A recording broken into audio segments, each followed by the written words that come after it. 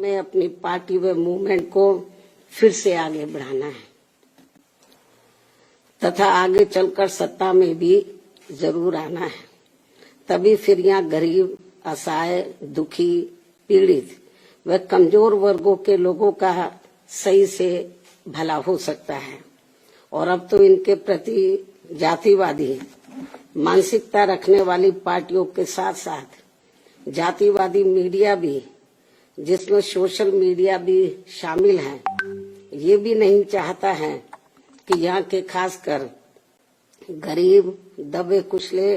गरीब व लाचार लोग बाबा साहब की मूवमेंट के मुताबिक चलकर सत्ता की मास्टर चाबी खुद अपने हाथों में है और उसके लिए वे किसी भी हद तक गिरकर अपना गंदा व घिनौना आदि खेल खेलते रहते हैं। इसलिए यूपी का वर्तमान चुनाव परिणाम बीएसपी के करोड़ों लोगों की रात दिन की कड़ी तन मन धन की मेहनत का ये वाजिब फल कतई नहीं है। फिर भी बाबा साहब के अनुयायी पार्टी होने के नाते इस पार्टी के लोगों को अपनी हिम्मत कतई नहीं हारना है, बल्कि पत्थर काटकर रास्ता बनाने का अपना प्रयास व संघर्ष हर हाल में आजीवन जारी रखना है। जबकि ऐसे खराब राजनीतिक हालात बीजेपी ने भी देखे हैं, जब आजादी के बाद से काफी लंबे समय तक देश में राज करने का मौका यहाँ की जनता ने इनको नहीं दिया है, बल्कि यूपी में भी सन 2017 से पहले भाजपा की स्थिति यहाँ कोई खास अच्छी नहीं थी। और अब इसी प्रकार कांग्रेस पार्टी भी लगभग उसी हालत से गुजर रही है जिस खराब हालत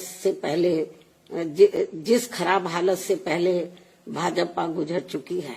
इसलिए कल आए चुनाव परिणाम आगे के लिए सबक, जिसके परिप्रेक्ष्य में यहाँ मैं ये कहना जरूरी समझती हूँ कि चुनाव में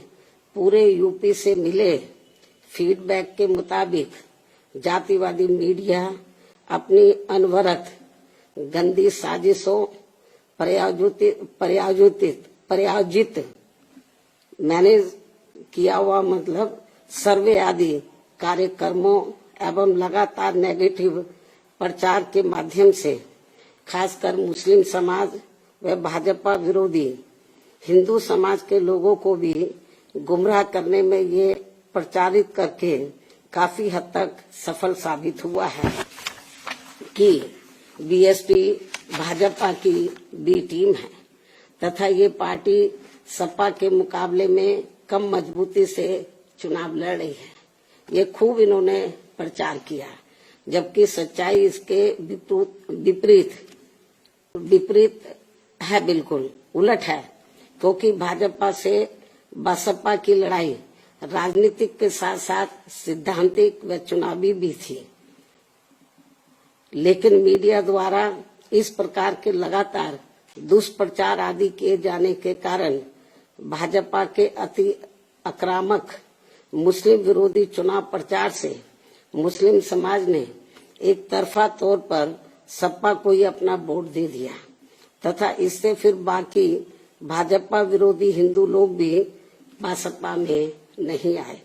और यदि ये सभी लोग इससे ये स्पष्ट है कि मुस्लिम समाज का वोट यदि दलित समाज के साथ मिल जाता, जैसा कि बंगाल के चुनाव में टीएमसी के साथ मिलकर भाजपा को धराशायी करने का चमत्कार परिणाम दिया था, तो फिर वैसे ही परिणाम यहाँ भी दोहराए जा सकते थे।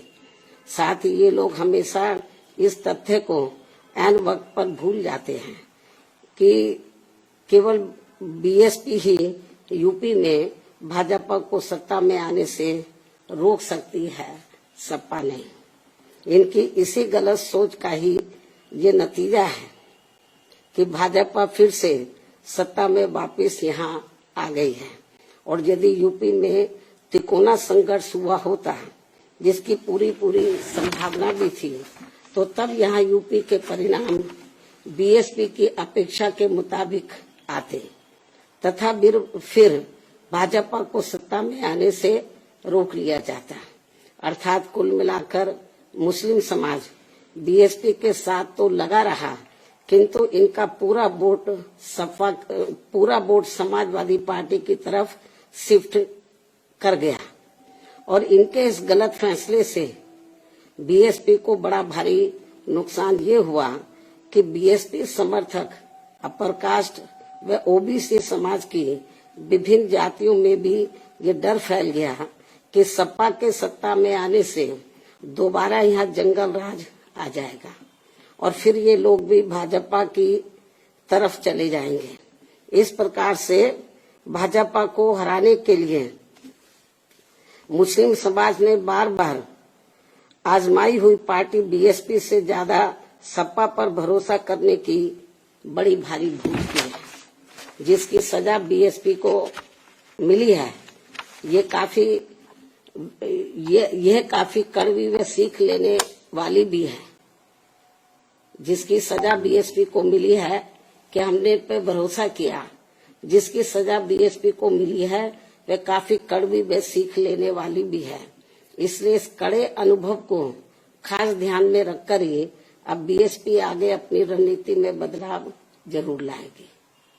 लेकिन ऐसे हालातों में भी बीएसपी मूवमेंट के हित में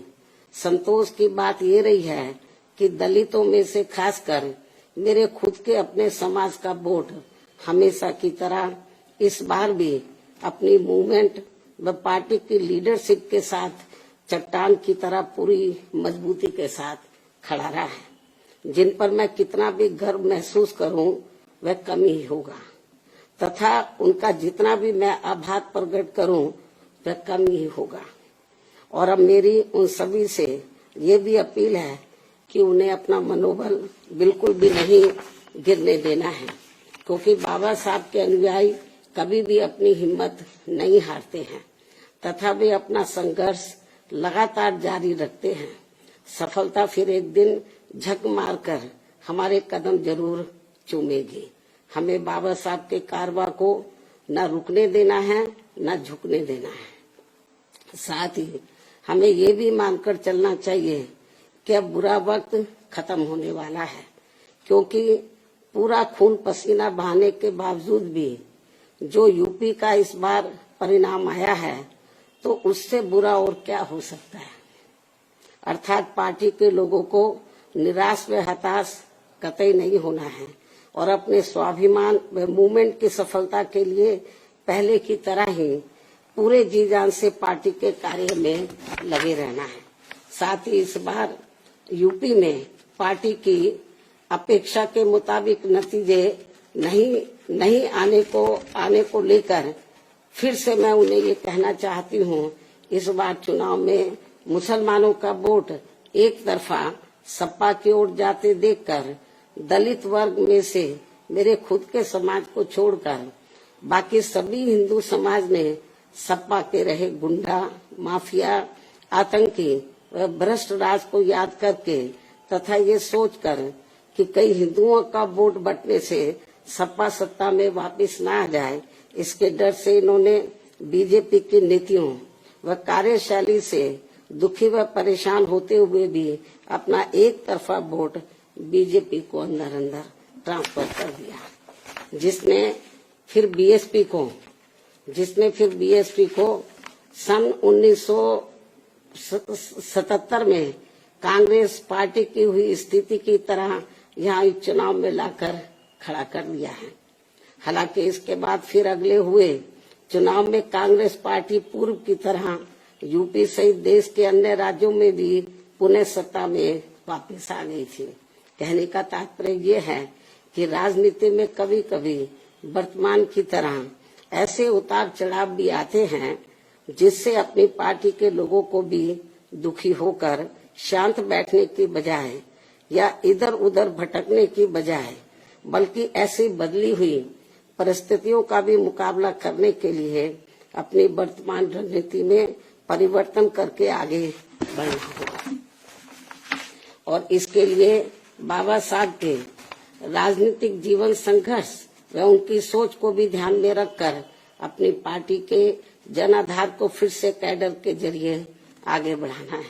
साथ ही इस मामले में हमें ये भी याद रखकर आगे बढ़ना है कि कांग्रेस ने बाबा साहब को अपने रास्ते का रोड़ा मानकर इनको सीधे चुनाव में कामयाब नहीं होने दिया था, लेकिन उन्होंने इससे भी अपनी हिम्मत नहीं हारी थी और फिर यहाँ जातिवादी व्यवस्था के शिकार हुए लोगों को एकजुट व संगठित होकर उन्हें राजनीति में आगे आने की भी सलाह दी थी, ताकि फिर वे सत्ता के जरिए अपना खुद का विकास व उत्थान आदि कर सके, जैसा कि हमने यूपी में 4 बार करके दिखाया भी है। साथ ही उन्होंने उस समय कांग्रेस जैसे अन्य उन सभी जातिवादी पार्टियों से भी अलग रहने की भी सलाह दी थी, जिनकी जातिवादी सोच में कोई परिवर्तन नहीं आ रहा था। इसलिए इन सब बातों को ध्यान में रखकर अपनी पार्टी के लोगों को फिर से या अपनी पार्टी व मूवमेंट को आगे बढ़ाना है। इन्हीं जरूरी बातों के साथ ही अब मैं बीएसपी के सभी छोटे बड़े पदाधिकारियों, कार्यकर्ताओं एवं अनुयायियों के साथ साथ सर्व समाज के उन सभी लोगों का भी हृदय से आभार प्रकट करती हूँ, जिन्होंने बीएसपी को जिताने के लिए यहाँ रात दिन काफी कड़ी मेहनत की है तथा पूरे तन मन धन से भाजपा को हराने के लिए यहाँ लगे रहे हैं। साथ ही उत्तराखंड व पंजाब राज्य के भी पार्टी के अपने सभी छोटे बड़े पदाधिकारियों, कार्यकर्ताओं एवं अनुयायियों का भी मैं पूरे तय दिल से आभार प्रकट करती हूँ, जिन्होंने वहाँ पार्टी को कामयाब बनाने के लिए अपनी पूरी कोशिश की है। हालांकि इन राज्यों में भी हमें उम्मीद के मुताबिक सही सफलता नहीं मिली है, जिसका पार्टी को काफी दुख व चिंता भी है। वहाँ भी हम लोग वर्तमान जो राजनीतिक हालात चल रहे हैं, तो उसको ध्यान में रखकर हम लोग आगे की रणनीति बनाकर अपनी पार्टी और मूवमेंट को आगे बढ़ाएंगे। और अब मैं इन्हीं जरूरी बातों के साथ ही अब मैं अपनी बात यही समाप्त करती हूँ। धन्यवाद। जय भीम व जय भारत।